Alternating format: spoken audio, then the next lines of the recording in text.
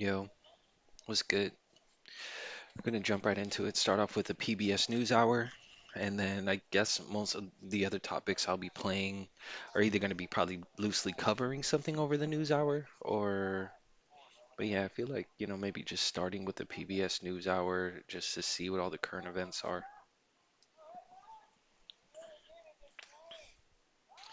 is is not bad. I'm gonna be jumping into some race C today. Really trying to go harder at race C. See if I could get a better qualifying time. Get closer to 310.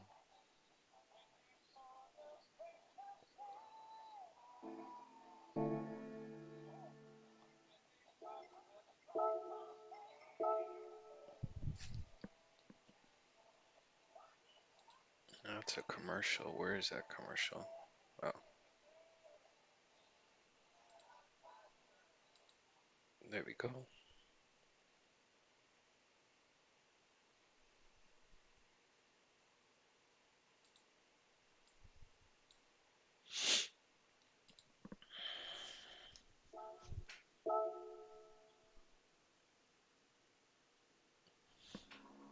Peaceful world. More information at macfound.org. And with the ongoing support of these institutions.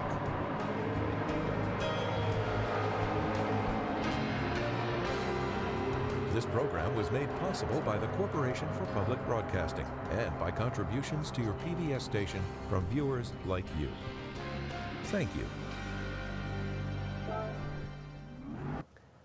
Welcome to the News Hour. After nearly a year and a half of brutal war in Gaza that widened across the region, a ceasefire and hostage deal was struck today between Israel and Hamas. The deal between the warring sides was mediated by the United States, Egypt, and Qatar and will start this weekend. The Biden administration had spent many months trying to force the parties toward a deal, but a final push in coordination with the incoming Trump team helped get to this agreement today. Nick Schifrin is here with more. So, Nick, how down to the wire was this? Well, Jeff, a senior administration official says that the U.S. didn't know there would be a deal until just minutes before announcing it, after Hamas tried this morning to insert new objections. But tonight, after 15 months of one of the most intense aerial campaigns in history, the deadliest ever war on Israeli soil, and the deaths of tens of thousands of Palestinians, there is cautious hope the ceasefire will hold. Tonight in Gaza, a celebration.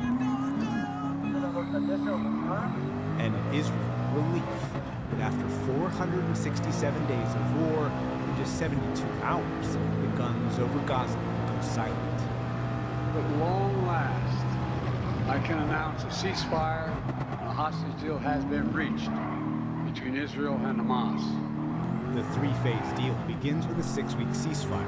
Hamas will release 33 Israeli hostages, beginning with 5 female soldiers on Sunday, and 2 Americans, Sagi Dekelchen and Keith Siegel. Israel will release nearly 1,000 Palestinian prisoners, including hundreds serving life sentences for terrorism, a surge of humanitarian aid into Gaza. And Israeli soldiers will leave population centers but remain along Gaza's borders, including on the Philadelphia corridor with Egypt, allowing Palestinians to return to their homes. Israeli President Isaac Herzog. This is the right move. This is an important move. This is a necessary move. There is no greater moral, human, Jewish, or Israeli obligation than to bring our sons and daughters back to us. Senior U.S. officials believe the two sides agreed now because a diminished Hamas realized the cavalry wasn't coming. Israel's regional military success gave Netanyahu political flexibility and bipartisan coordination. A senior Biden administration official says National Security Council Middle East Director Brett McGurk and President-elect Trump's Middle East envoy Steve Witkoff created a, quote, historic collaboration and negotiated side by side, alongside mediator Qatari Prime Minister Mohammed bin Abdulrahman Al Thani. In the steps that's been taken recently from the U.S. has yielded to this moment. Today, Trump took credit, posting, quote, this epic ceasefire agreement could have only happened as a result of our historic victory in November. I told my team to coordinate closely with the incoming team to make sure we're all speaking with the same voice, because that's what American presidents do. If the ceasefire holds, the two sides would negotiate a second phase for a permanent ceasefire. Hamas would release all remaining living hostages, including male soldiers, and Israel would withdraw from Gaza completely. And if the two sides get that far, the third phase would return the remains of hostages killed in captivity and launch Gaza's long-term reconstruction with foreign troops providing security, as laid out yesterday by Secretary of State Antony Blinken. Given the costs, especially the human costs, we have a responsibility to ensure that strategic gains in the last 15 months of war and lay the foundation for a better future. Those costs began with the October 7 terrorist attack. Gunmen killed more than 1,200 Israelis and kidnapped more than 220 people, holding them in what former hostages called awful conditions. Today, more than 90 remain in Gaza. Officially, at least 1/3 are still alive. The war has transformed not only Gaza, but also the Middle East. A brutal fight in Lebanon that beheaded Hezbollah helped lead to a new government less beholden to Hezbollah. The overthrow of Syrian President Bashar al-Assad, a chief Iranian ally. And an Israeli attack on Iran itself that destroyed much of its air defense and missile production. We're handing off to the next team a real opportunity for a brighter future for the Middle East. I hope they will take it. And those caught in the middle hope this is an end to 15 months of suffering and agony. For the PBS NewsHour, I'm Nick Schifrin. For more on all of this, we turn now to 2 NewsHour regulars, David McCoskey of the Washington Institute for Near East Policy and Hussein Ibish with the Arab Gulf States Institute in Washington. Thank you both for being here. Hussein, we'll start with you. President Biden today made clear that he laid out the precise contours of this agreement back in May. It was, of course, almost agreed to in July. Why now? Well, and even it had antecedents going back to January and even November of 2023. So these ideas have been around for a long time. But I think the two inflection points are the election of Donald Trump and the pressure he put on Prime Minister Netanyahu, which builds on pressure from the Israeli public and the Israeli military to make such a deal. I think Trump was very clear that he did not want this war to go on during his inauguration. And on the other hand, major change of power within Hamas, inflected mainly by the fall of the Assad regime, which signals the rise of Turkey and Qatar in the region at the expense of Iran and Hezbollah, and shifts power within Hamas away from the gunmen on the ground in Gaza who did the October 7 attack, back to the politicians, the Politburo, that have left Qatar but are now gathered in Turkey. And the main regional card that Hamas can play now is not the military links they have with Iran, but the political and diplomatic links they have with Turkey and Qatar. And Turkey and Qatar don't want this war to go on. So between pressure on those two sides, we got a deal. David McCoskey, there was a temporary ceasefire that was in place in November of 2023 that fell apart after a week. It fell apart on the 8th day. What's different about this agreement, or what's different about the climate that might suggest this ceasefire deal might be more enduring? Yeah, but like you said, that was the last big point of November when 105 hostages were released for a few days of ceasefire. This is a much more ambitious effort in terms of not just a few days, but at least 42, and we hope it's extended. You have to, your heart goes out to the families of these hostages who are being reunited, and also to the people of Gaza who are going to get relief.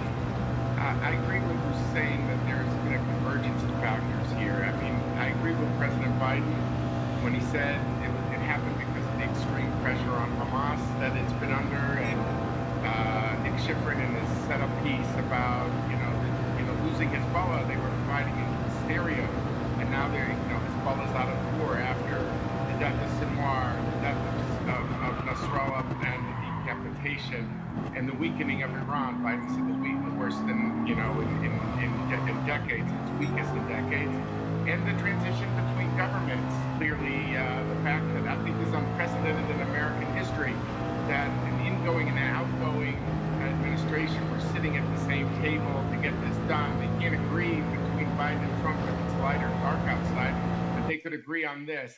And but all these people want to be in the good graces of the United States, of a new administration, and I think that was also part of it as well. But I guess I disagree a little bit with Hussein in that I don't think it's just the external elements of Hamas. The people that hold the keys to the hostages are in Gaza, and those are the people who are doing the killing. And so I think without weakening them, you would not have had a deal. No, I agree with that.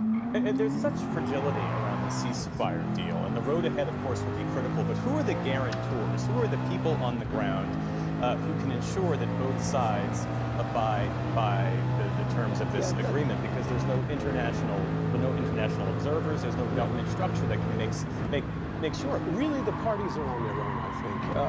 It's up to, after the 42 days, which they'll both probably live up to. Come on. Both sides are going to have to decide if they want the agreement to survive the 42 days and then to go into a second phase, and they're both going to have to agree. Either side could decide to, stop things at any moment.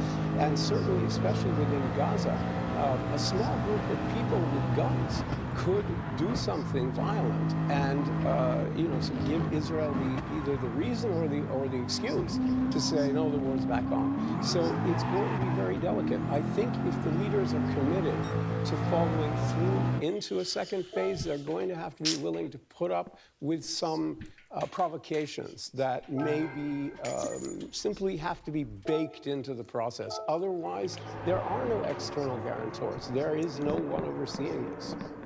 And moving forward, the incoming Trump administration, David, believes it has the upper hand. Of course, for a new presidential administration, leverage can be a wasting asset. How do you assess the Trump team's chances of helping both sides navigate their way toward a lasting peace? Look, this is going to be hard. I think what the Trump administration is counting on is that Netanyahu, in a certain way, wants to turn the page and have a much broader conversation with the incoming administration about regional opportunities and regional challenges. The opportunity is a normalization deal with the Saudis, which you have to credit the Biden people. They're the ones who did a lot of the work on this, but Trump might get the benefit of it. And that's something the Israelis want very much as part of a wider mega deal with Saudi Arabia and the United States. That's the opportunity.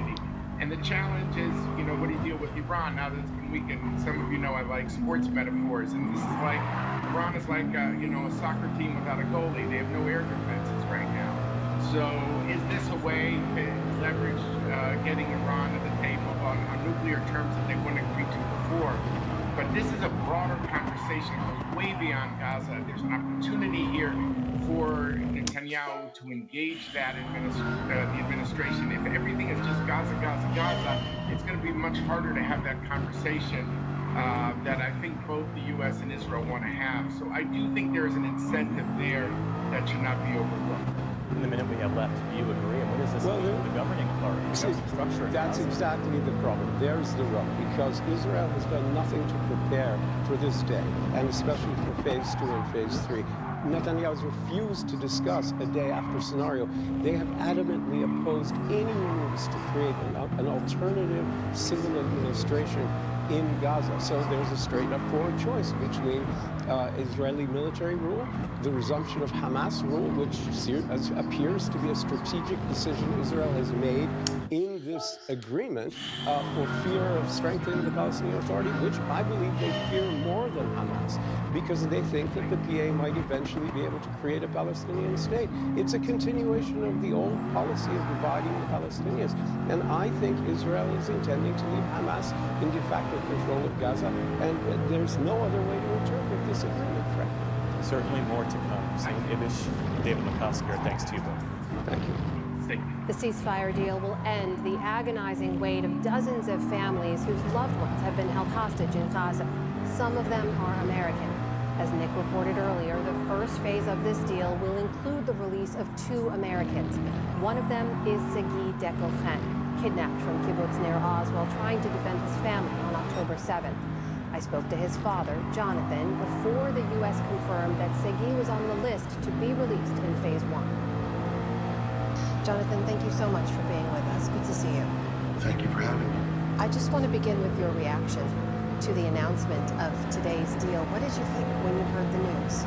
Well, my first reaction to that, to the two administrations, the outgoing Biden and the Trump administrations, for really being the catalyst to make this happen.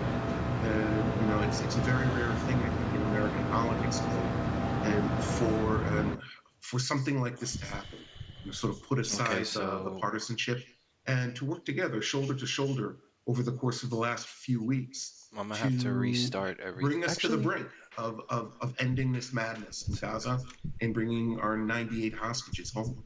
I know the details are still emerging, but the hostage release is likely to occur in phases, likely to begin with women. Have you heard anything about when you might expect Sagi to be released? Is it possible he could be part of this first phase? Honestly, we really don't know. There's a lot of background noise. Yeah, I'm gonna have to restart. We will be wise.